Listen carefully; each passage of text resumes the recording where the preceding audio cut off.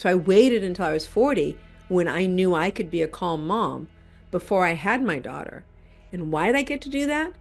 Because I invested in real estate because my mother role modeled for me what it meant to be financially independent. Why are we investors? So we can be peaceful, so we can have financial freedom. Most people's financial freedom does not involve a lot of self-hatred. Most people's financial freedom involves a lot of sense of peace and success. So Yes. therefore, to double back to the mindset one last time, Hey, that should be your brand. Invest with peace. invest with peace because peace comes from you, babe.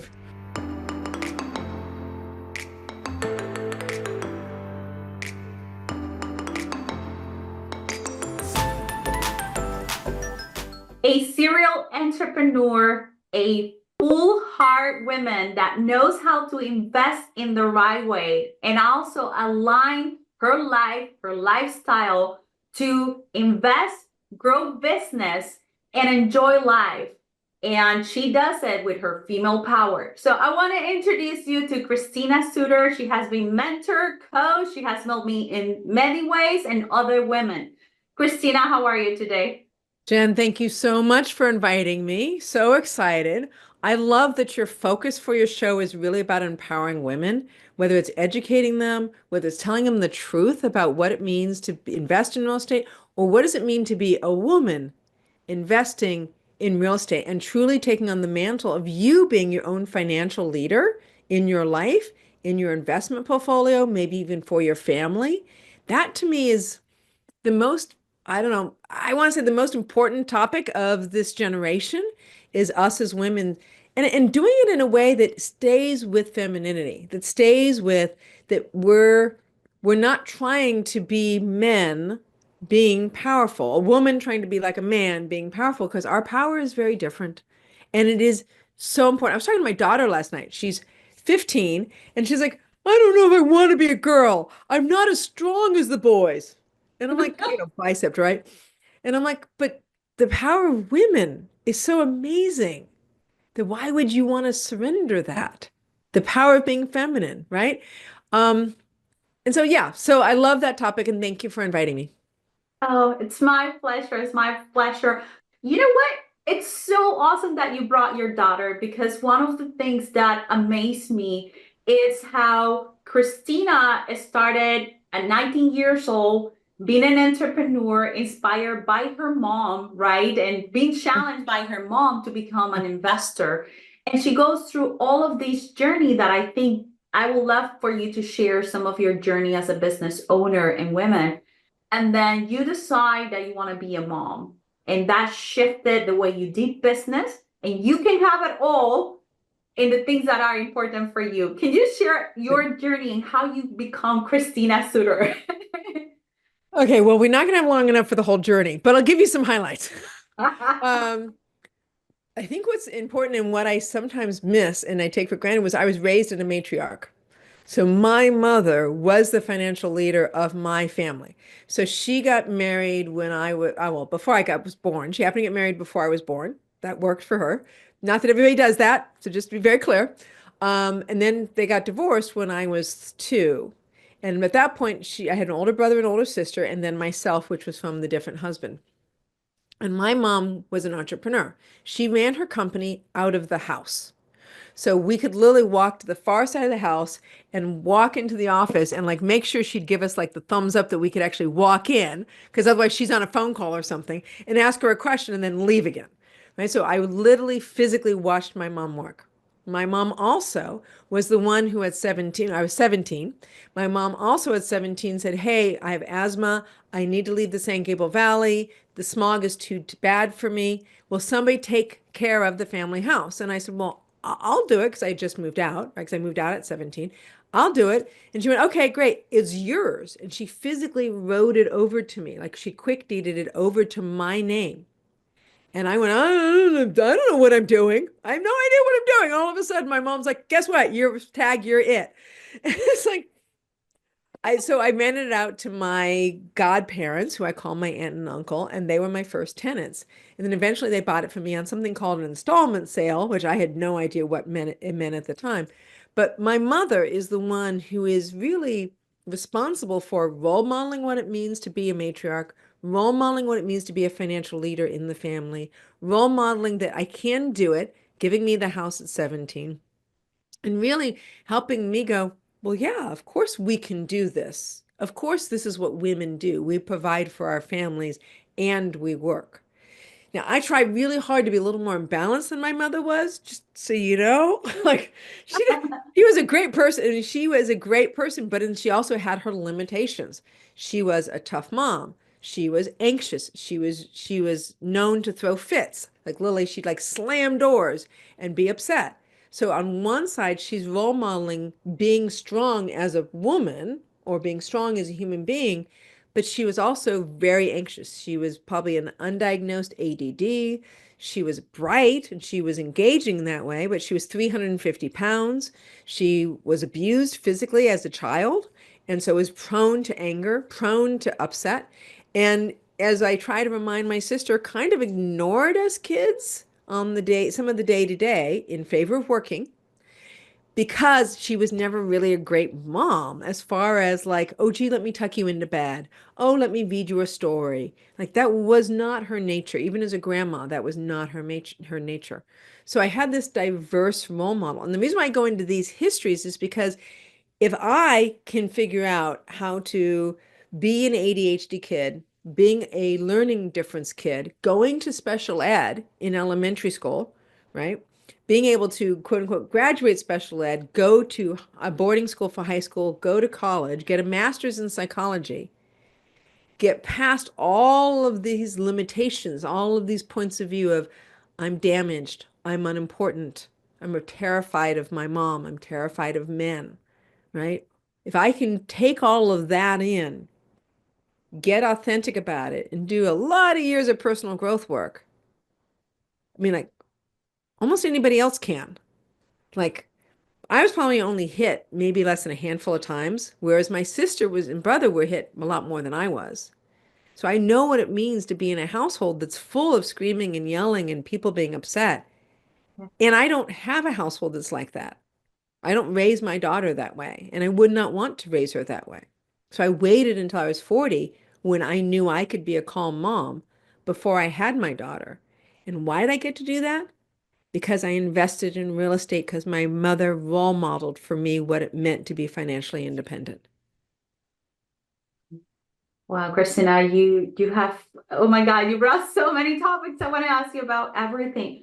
Go ahead. I, It's all there. I well, and I love how you're separating the things that you learned from your mom that you love and how you take the things you did not love about your mom without judging her and just with grace you are accepting that that's where she was in life. And I think this is one of the biggest challenges for mom, right? For many mothers, how do you overcome the shadows of the past and break through the what I call the curse, right? Yes. Because it's challenging. And then I think that what I'm hearing is that your true transformation begins when you find your imperfections, flaws, failures, and you accept them. Accept them. You know, you don't deny them. You say, "This is what I'm dealing with," and that's a big piece of who you are. And you take all of this and transform this into a successful businesswoman who builds confidence, who works on herself, and who is now passing that down to her child. And And to my volunteers and to my clients, like that is so important to me. It's just I can't tell you how fulfilling it is to be able to talk to a client who goes, "Oh, well, my dad never said I was good at finances, and so I don't know that I'm good at it." And I'm like, "Really? Let's find out." Let's find out the truth. Right? Because the truth is like, well, I did okay in math, but my dad never said I could, or my mom never said I could. And I'm like, but who are you now? And who do you want to be now? Because your yes, life is completely at your choice. What do you want to create? Like you Yes. have the perfect permission to go, you know what I want for me is, and it's just a matter of time and work to get there. It's not a matter of if or can I. It's not a matter of can I. It's a matter of when, Wow. right? But it's because I went from this, very upset, very like I would cry and cry in freshman year of high school. I would go into the corner of the dorm room, hide in the corner of my bed, and bawl my eyes out because I felt like I was such a failure in school, such a failure as a human being. Why can't I have any friends? What's wrong with me? Right? Like feeling completely alienated from almost even like being on the planet to, you know what? This is freaking fun. Like, like, hey, you know what? Like, let's have fun on this planet. Like, we're here. Let's engage. Let's get married. Let's have kids. Let's go skiing. Let's buy real estate. Like, what does it mean to go from there to there? Right? It's a journey. Right. And when I was here, I thought there's no way ever I could ever trust myself. Right. Because it's all about self-trust. Right. I could ever trust myself to be successful in having a relationship, being a mom, being a good mom, right? Being a financial provider in my family, controlling my own expenses. Like, I don't know if I can do that. This seems like a lot. You know, I'm just telling you the truth in my 20s, how it felt. Um, so the reason why I say that and the reason why I'm so loud about that is because to me, that's one of the best and most fulfilling messages I get to have in the world. Is that Yes. you get to choose. You get to do that. When do you figure out that you gave permission to yourself to, first of all, become very authentic and honor who you are as a whole human being? And second, when do you really gave permission that you went and adventure into different businesses? Okay, so there's actually three stages for me in there. First was realizing after leaving a boyfriend who was a drug dealer, leaving a boyfriend who had committed suicide. I left him and then he committed suicide. Leaving a boyfriend that was physically abusive. I finally went, maybe I need to change something. Thank you, boy, It's about me. ex-boyfriends. Maybe it's not them. Maybe it's me. Right? Like, so first was maybe it's me, right? Maybe I'm creating all the drama in my life because if nothing else, I am seem to be the consistent element here in the scenario is me. So first and foremost was claiming it's me, right? Then it was I did insight seminars and I did them and I audited them and I volunteered for them and I was on I did it for like 5 or 6 years. And then after 5 or 6 years of doing it, I remember sitting in this chair and this volunteer came up behind me and she hugged me from them and I just went and I soaked it in. And I went, wow, this is really cool. Like this is really cool. Like there's a moment where I'm like, no, actually, living's pretty cool. Right? Like, huh, oh, okay, okay, all right, maybe I can do it. And then I did Landmark, and Landmark is all about the brain, right? Insights about the heart, Landmark's about the brain. Landmark says, well, here's how my persecutor is stopping me. Here's how I'm self-sabotaging mentally, right? Mentally and emotionally. This is how I'm self-sabotaging. And I went, well, maybe I could stop doing that, right? And when I learned that keeping your commitments 100%. Now, let me be very clear about this because people use this to beat themselves up. What I learned was keeping your commitments 100%, which isn't so much about just commitments to them as it is about commitments to yourself. And when I learned I could keep my commitments to myself, then my self-confidence grew because I was no longer sabotaging my own life. I could now start creating a consistent business model, a consistent relationship. That's when I went, yeah, maybe I can do this. Maybe I can trust myself to do it. And was it a conscious choice on that one? No, it was me looking around at my life going, like in my therapy session, right? Going, hmm, I've got a really good boyfriend, solid. I've got these investments that I've been cultivating, managed to not blow up, but I've been cultivating. They're actually pretty solid. I stopped, I think at that point, I was just a business advisor, business consultant. Well, people seemed to listen to me. And I was able to just stop and look at my life and go, I'm not blowing stuff up anymore. I now can build a foundation. I can get married. I can have a child. I can have a business. I can have long-term investments because I know that keeping my word to myself is the most self-loving thing I can do, which involves keeping my word to others. Because if you give your word to somebody else and then you feel embarrassed and ashamed when you don't keep it, right? Like that. I'm like, oh, I can get rid of that dynamic because I either don't give my word or I do.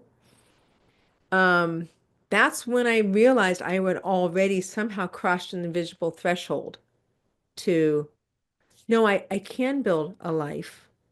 And remember, I realized in insight, I want to build a life. Like, this is actually fun. And there's actually a lot of love. Um, and so it became a sort of a step by step. Can I build this big? Yeah. Can I build this big? Yeah. Can I build this big? Oh, frick, that fell apart. We can talk about that one. This fell apart. Now who the hell am I? Back to loser. Oh, right. And then what am I going to do to rebuild? Because life doesn't always go, oh, yeah, this is great. Oh, it's all wonderful all the time. Like, no, it's not. It's not.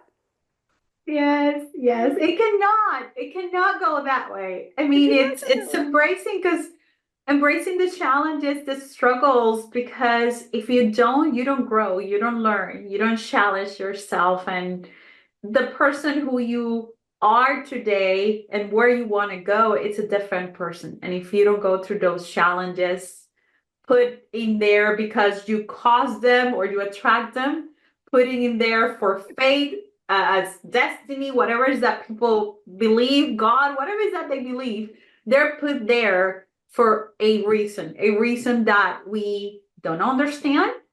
But when we go to the end of the tunnel, we say, oh, this is why. This is why. I'll say one more thing on that, and then we can totally change topics. So I was talking to my daughter last night, right? My Mhm. 15-year-old daughter last night.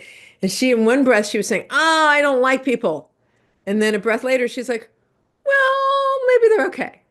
And I kind of went, here's the truth of it, girl. I mean, just like Lily, I'm like, I'm sorry, but the truth is, whatever it is that you believe in your mind is what your world will be. Period. I'm sorry, I can't change that for you. I can't protect you from it. I can't make it better. I can't even make it, can't even make it worse. Truth is, I can't even make it worse, right? Truth is, it is what it is. The dynamic is what it is. And that's, you can believe in God, if that God set that up, which I do. I believe God set that up. So I'm a God person, right? So I believe God set that up. Or you can believe in the fates or Mother Nature, or you can believe in like science and screw all the rest of it, right? It doesn't really matter. The fact is, cause and effect exists in science just as much as it exists in Mother Nature, just as much as it exists in God, karma, right? You choose it. I don't care what level you claim it on. You go for it. But the truth is that whatever you believe is exactly what you get. So if she believes that the world is full of bad people, then she will see the bad in what's happening, even if there's somebody good in front of her. And if she believes the world is full of good people, she will attract good people who behave a certain way. And when somebody behaves badly, she'll be like, yeah, no. Okay, so, right? Like it won't be a thing. It'll just be a, oh no, that doesn't feel good. I'm gonna go over there. Right. So that's the last piece I'm going to say about mindset. We're good. We can talk about other things now. Well, you have pointed so many things. You also mentioned that you invest in multiple things I do. and also you generate a business model. I do. You have go through different paths and Hmm. finding your journey. You know, for some of us like me, I went through the shiny objects, what I want to invest on, learning, and it was real estate, but many shiny objects. Now I have moved in business. For you, you are a serial entrepreneur. Where do you start with? You start with real estate, but in regards to business, what did it trigger that inspiration? I want to get into this business. And how has it evolved through your different experiences?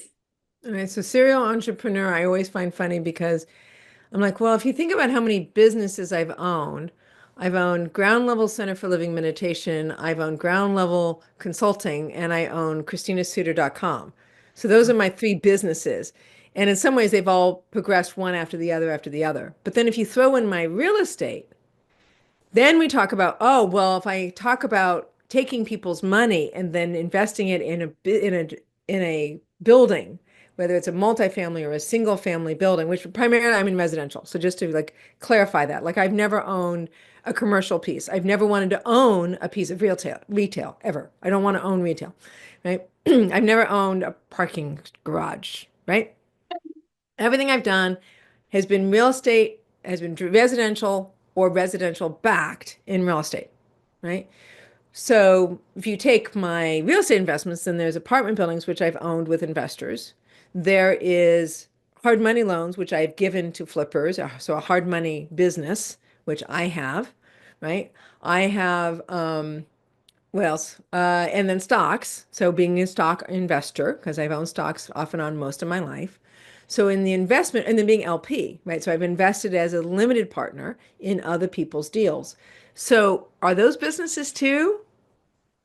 I think they kind of are because they're business minded, right? Project management, cash flow management, team management, like those type of things exist in all three of those, right? It's just the knowledge, the skill base in real estate is specific to real estate, whereas the skill base in my consulting work is based on my master's in psychology, right? It's based in psychology and the skill of psychology. So, serial entrepreneur. So does that answer your question? Like, what did I do? So I was running a small business called Ground Level Center for Living Meditation in Venice Beach. And I laugh at this because its number for me was rent was like $2,300 a month. I had over the 2 years I ran it, 90 different teachers that came through the space. And what I find funny was I had a hard time making my $2,300 a month in rent. But I'll tell you the secret as to why. It's because being a spiritually minded person, which I am, I ran it based on donation. What I learned running something based on donation was people's relationships with money. That's what I got to observe. What's their relationship with money? Did they leave money in the space? When I asked them about leaving money in the space, what was their conversation about leaving money in the space? And I learned that people have a complex relationship with money. So that was one thing, right?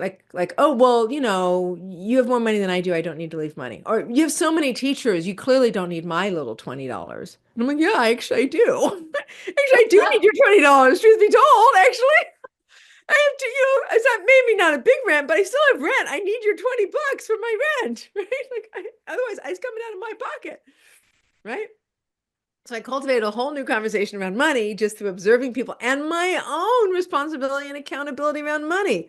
Like I wasn't asking for money, so I had to learn to ask for money. I had to learn to be specific. I had to learn to, teach my teachers about, well, I understand this is a donation-based space, but by the way, it cost me $43.50 to keep the center open for that hour that you're there.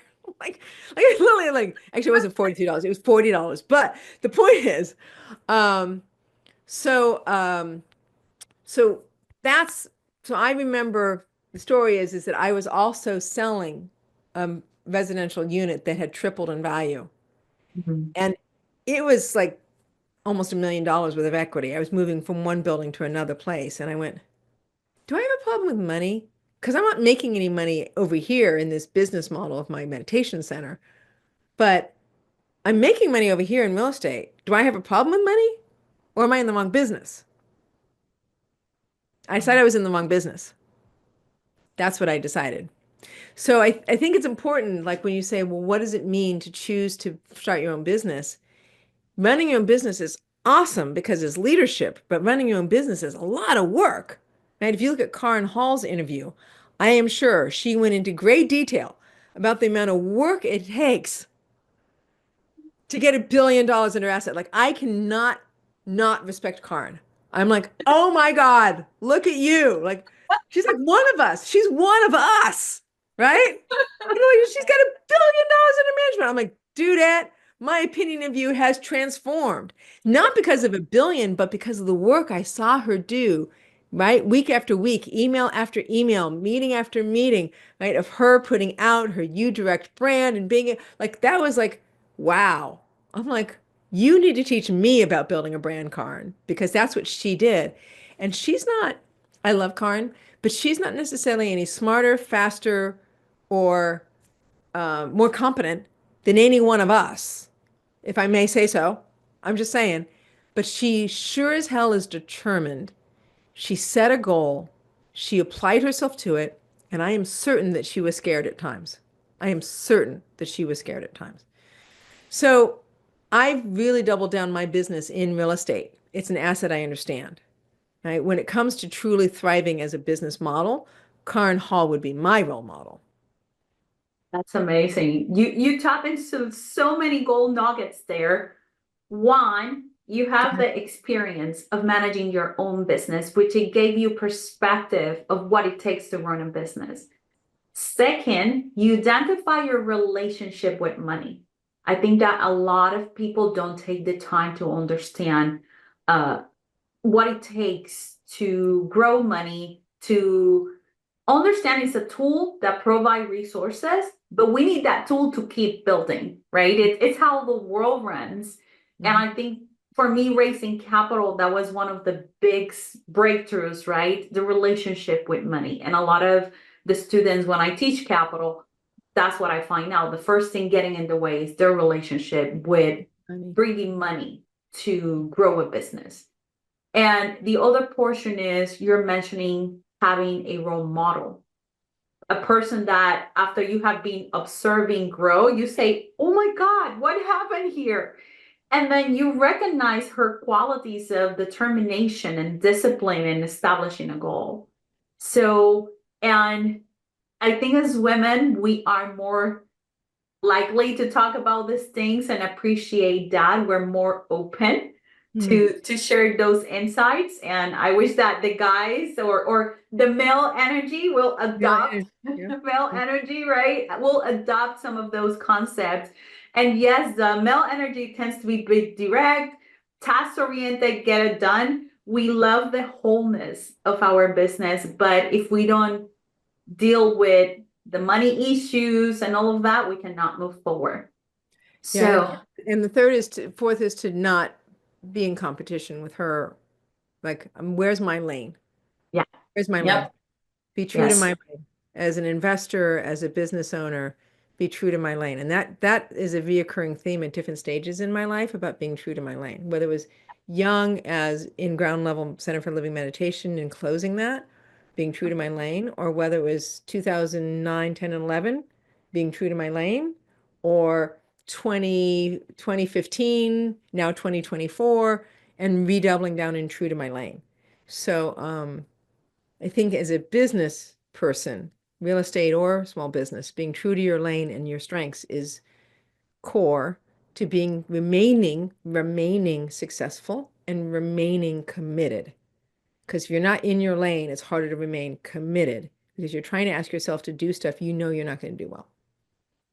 yeah, I understand that. And you and I have these conversations about I don't do deals if I'm not in heels because That's I right. True to your lane. I stick to my lane. I stick to my lane. Yes, I can do all of those things, but there's so many other uh people that can do it better, faster, and enjoy it. And it can be a collaboration instead of a competition.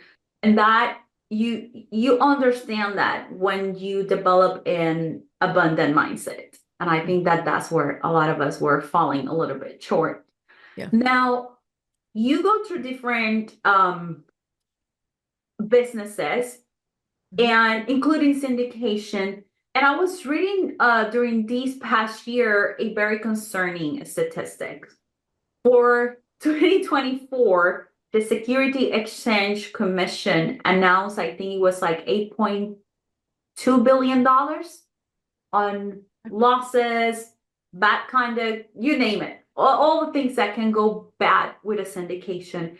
And I know that you also consult with investors, right? And whether business or real estate, you have your niche. What are your experiences helping these investors? What is that they need to start doing, stop doing, and continue doing in syndications? Okay. So what I've learned over time with the concept of, staying in my lane is one, I'm good at looking at numbers and I'm good enough, even as a dyslexic, good enough at reading contracts to be able to understand what's happening there. Right? So that's part of my lane. The other piece is that there's a series of steps to go through to be successful. Because I know early on I would invest in as an LP, limited partner in a syndication. I would invest because I like that person or they're in my community, right? And yet later I learned, no, I vet every deal. So vetting every deal, what does that mean? It means I look at the marketing material, step one, right? I think you call it the desktop, right? I look at the marketing material, step one. And I'm looking at it, I'm going, do I believe this is possible? Right? And do they seem like they know what they're doing? And part of it isn't just like, oh, they're competent, they're in real estate, but like, do they know what they're doing here? Like gold reclamation is different from an apartment building.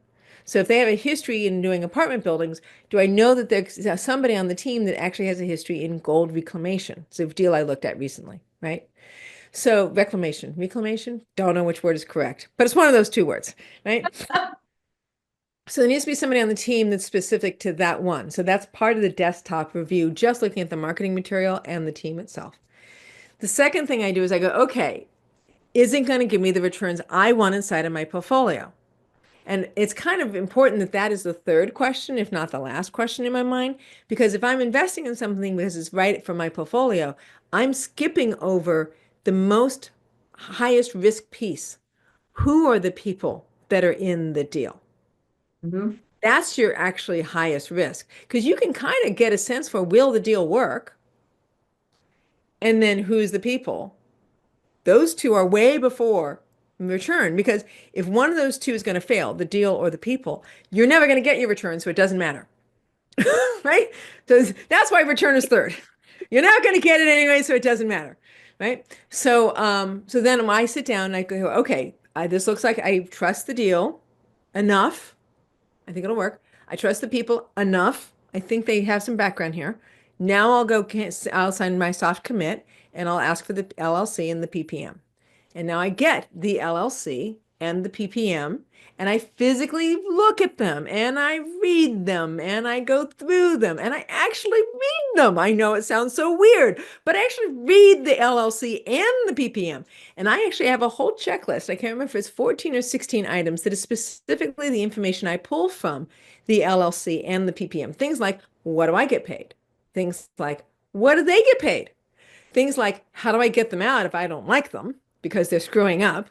Right? How do I get me out if I want to physically leave the deal? They're real basic questions. These are not complex questions. These are, I'm an investor investing my money. Give me some basic information on what my rights, privileges, and protection is. Right? Yeah. What does the entity look like? What is their history? I run a background check on every principal. I ask them during a phone call, because that's the next step is a phone call. I say, I'm going to run a background check. Please just give me your full name and birth date, and I will run the background check. I learned about Social Security numbers. That's not, I don't have to ask for them. And I say, is there anything I need to know? And I've had some amazing revelations of people going, well, and somebody asked me recently, can I run a background check on you? And I literally said, yeah. Well, in 2009, 10, and 11, I did some strategic short sales. You might still see those there, right? Just if you find them, letting you know. Right? So it really adds the transparency. If they're not willing to let me do a background check, that's meaningful to me. And that becomes an automatic no, Yeah. Yeah. period.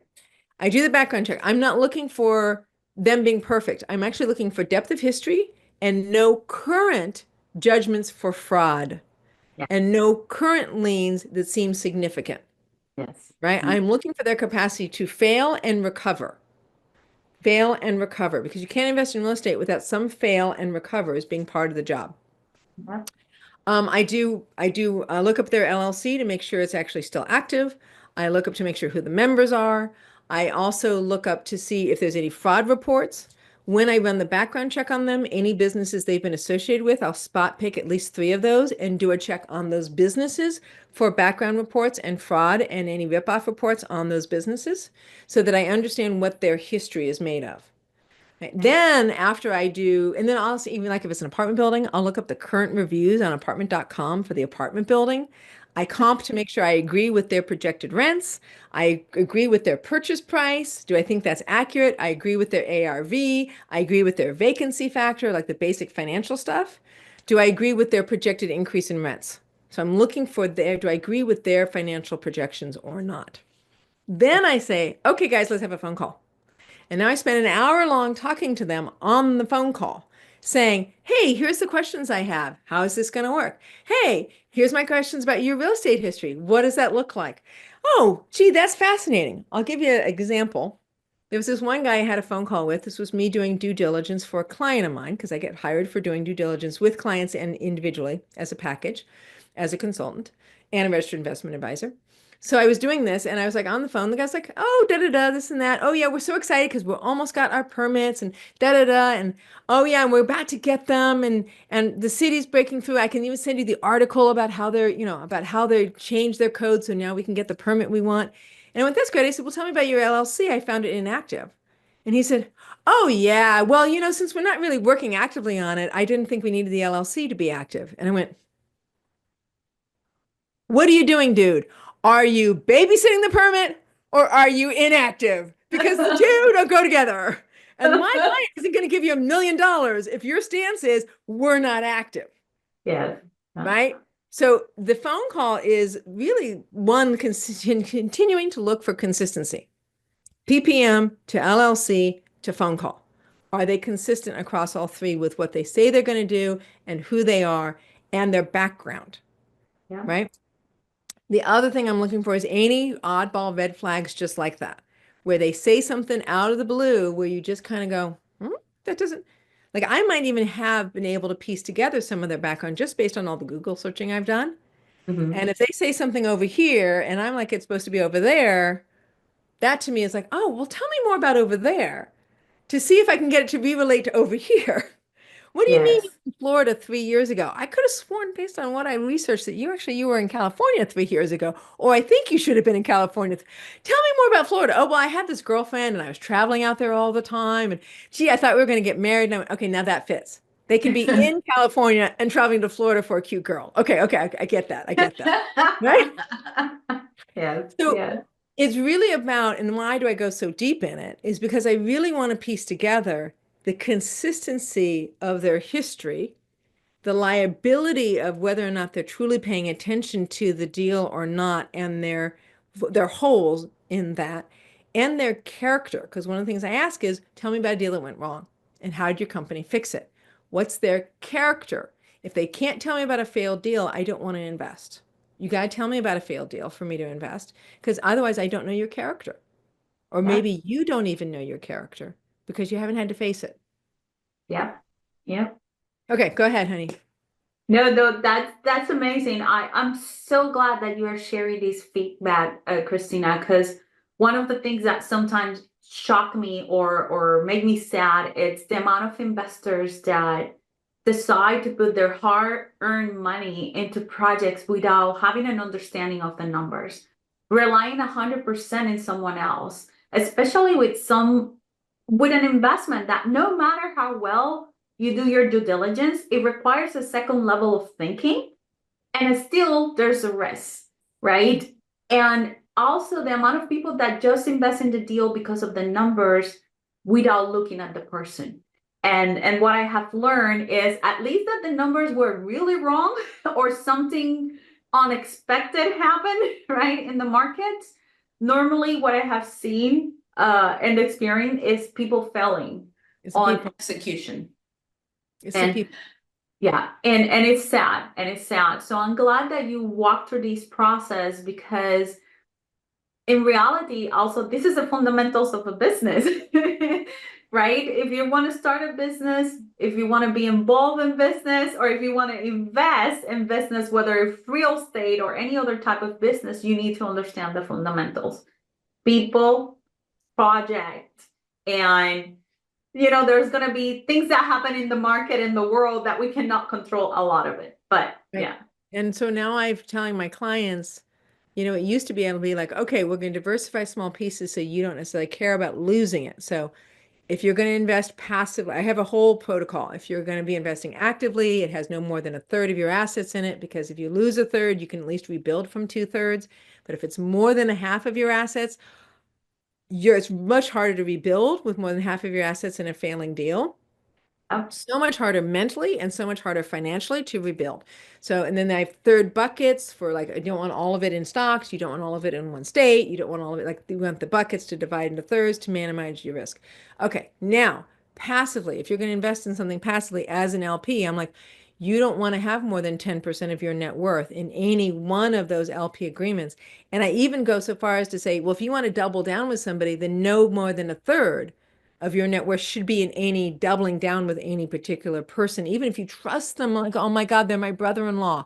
They would never. I'm like, I'm not worried about them never. I'm worried about the competency. I'm worried about the market. I'm worried about centralization, being too close, too tied to one particular region that has something going on that you don't know what's going to happen, or hotels and COVID. Like, who knew, right? Who knew yeah. hotels and COVID, right? So therefore I have all of these things. And now I'm telling clients above and beyond that is we need to come up with a schedule where you're going to anticipate not losing return, losing principal, Yeah. at least on one of your deals about every 7 years, if not two or three of them, depending upon what percentage of your portfolio you have in passive LP investments. You're going to Yeah. want to plan on actually losing principal. I'm in a deal right now where I'm going to lose principal.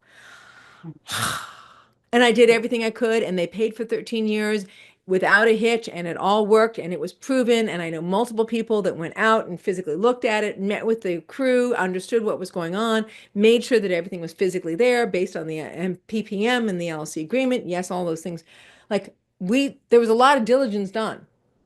And now looks like we're going to lose the principal. So it's not just bad people. Sometimes it's just a bad situation. Yes. And you need to actually have that in your planning. So I'm sorry, I just wanted to let you know that extra layer I'm now putting into my financial planning. I love that. I love that. And you know what? That I think that that's a big component missing. One of my biggest challenges with a lot of syndicators that they don't understand operations and they don't have fiduciary responsibilities and licenses is they miss the fundamentals of financial planning. Yeah. And they don't ask the proper questions, especially when they're dealing with friends and family, Christina. And it's very sad. It breaks my heart because these people can be losing grandma's retirement accounts and don't even put attention to it. Yeah. So as a syndicator, you have to know these things too. As a person investing, you have to know those things and understand your risk, that there's a possibility that you might lose money, and be in peace with it. And it's your responsibility, your decision as an investor. Make that decision. Because I know that a lot of investors do go out there and want to blame everybody. And as you mentioned, a bad situation came, no one knew, they tried to fix it, it didn't work. As an investor, you were happy receiving the money. Sadly, it breaks my heart, but it's the risk. It's the risk. So, Well, and accountability, like being able to be responsible, is yeah. literally the capacity to respond. And we Yes. talked early about accountability to my word, right? Yeah. So if I know I'm going to put money out there, it was my job to try to be, now I'm having this whole conversation. It's your job now as an investor, and my job as an investor to go, I made the investment and I was told by a whole series of paragraphs in every PPM, and by Jen, who is my coach and mentor, the one who's helping me understand, or by Christina, or by, or even by the person who's running the syndication. This is a risky deal. You might lose your principal. And, oh, no, I'm not going to lose my principal. Like, no, you are. And you need to Yes. only hold yourself accountable first for that. And I say first because it doesn't mean you don't hold them accountable. We're suing. Correct. Right? The one that's Correct. not paying after 13 years. We're suing the crap, right? We've got that going, babe. Like, we're not worried about that. We have the pool of Yeah. investors working together, but you are the one who made the decision. You weren't Yeah. fooled, right? You weren't like, well, if I had but known, I wouldn't have invested. It's like, well, You did everything you could to know. So unless they lied to you directly, Yeah. and even if they did, you're still responsible for the decision you made. And that's a very high level of accountability as an investor. Why Yeah. do we do that? One, it makes us more knowledgeable, thoughtful, and more committed to correct finances as an investor when we take that level of accountability over it. And two, you actually get to be peaceful when something's not going right Yeah. Yes. because you know that you made the decision and you can sit with, yeah, I made the best decision I can make. Yeah. Why are we investors? So we can be peaceful, so we can have financial freedom. Most people's financial freedom does not involve a lot of self-hatred. Most people's financial freedom involves a lot of sense of peace and success. So Yes. therefore, to double back to the mindset one last time, Hey, that should be your brand. Invest with peace. invest with peace because peace comes from you, babe. Yes, yes. It takes such a so much work to be at peace with those decisions, knowing that if it goes well, great. If it doesn't go well, well, okay. So Okay, as I we made that mentioned. decision and I can keep making good decisions. Yes. In Christina, some things that you have done beside investing money and learning business, I know that you also get to invest your time in things that matter. Now you have this time when you're not with your family or doing the business, you get to have this time. What does Christina gets to do when she's not being the mom, the business owner, the consultant? So I'm going to mention that I run two real estate meetings. And the reason why I'm going to mention that is because I also have volunteer teams on both real estate meetings. And Mm. volunteer teams is part of me saying thank you to them. ITI, I run it with a guy named Steve Messry. He and I do that together. And in Phoebe, I run it by myself. Part of my thank you to the team is we do weekly accountability calls. We do 4 quarterly retreats, mission, vision, goals. What are you doing for the year? How are you taking care of yourself? I teach about mindset. I teach about thinking. How are you going to be thinking during this year and how are you going to grow your mindset this year as part of your goals? Right? We have 4 cornerstone requirement shared goals that they need to do. And I stole that from Steve, just so you know. Steve gets credit for that one, not me. I stole it from him. And then we have all of your goals based on your mission and vision and who you want to be. Right? And I have a particular way I help them come up with their mission and vision that is based more on mindset work than based in actually just money work. Right? And I do this all year long with these two teams, right? And I'm Wow. not with Phoebe, I'm not paid for it. And with ITI and our volunteer team, it's a thank you to them. It's part of the program. I love it. Like, they're at our meeting for 5 hours a month, and we're definitely giving them 5 hours of support a month, right? So to me, it's a win-win. And I Yes. love giving them that. So that's one. Two is I often stay after my meetings and I just answer questions. I'll do phone calls with people easily. 310-463-5942. That is Christina Suter's phone number. Call me if you want to have an hour-long conversation.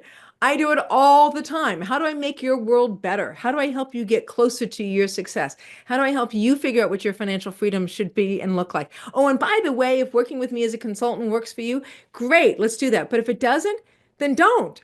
I need to be a good investment, right? Like, no, talk to me in 10 years, talk to me in 5 years. Let's lay some groundwork and you can talk to me then.